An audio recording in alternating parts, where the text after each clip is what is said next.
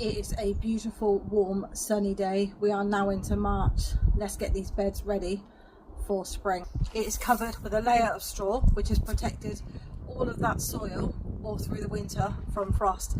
Now it's time to get that up.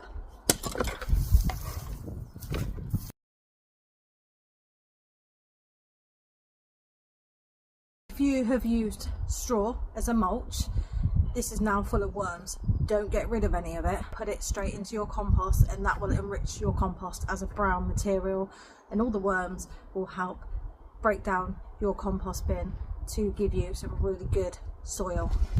So this bed had strawberries in it. I can see some of them have definitely died. So there are a few spaces. However, I have got some berries on here which will then bridge that gap. And some herbs that have come through. Parsley is a really good herb to have because it's very cold tolerant, and I've already had 2 cuttings off of it already this season. What I am using to now pop in the bed, because raised beds you'll always lose a good 1 to 2 inches a year where it settles. In my bucket here I have got a combination, and I am using what I've got. Don't go out of your way to buy expensive products if you cannot afford it.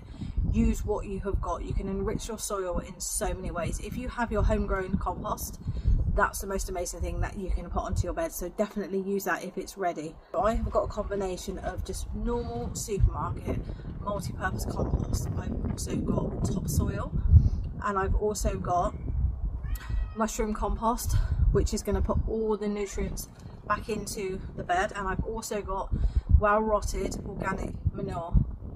That is what I've got in this big truck here. I've given it a really good mix around, and that is what I'm going to put on here, and then the topsoil will come in last, and that is what I will put over the top, because that will then keep this in the bed. And also the topsoil will protect all the nutrients in here, as there's no nutrients in your topsoil, and that will also help with drainage as well. So let's start whacking it on the beds.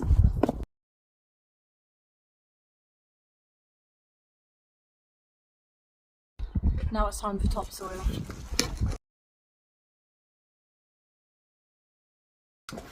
So that looks very inviting now. I'm not going to put the hay and straw on top, as we're not expected any more hard ground frosts, only light frosts until spring. I will wait for the strawberries to start poking through. Once they've started poking through, I know where the gaps are, so I know where to fill that in with herbs. I'll be filling it in with marigolds and basil because they pair very well with strawberries. So that is how I prepare my beds for spring.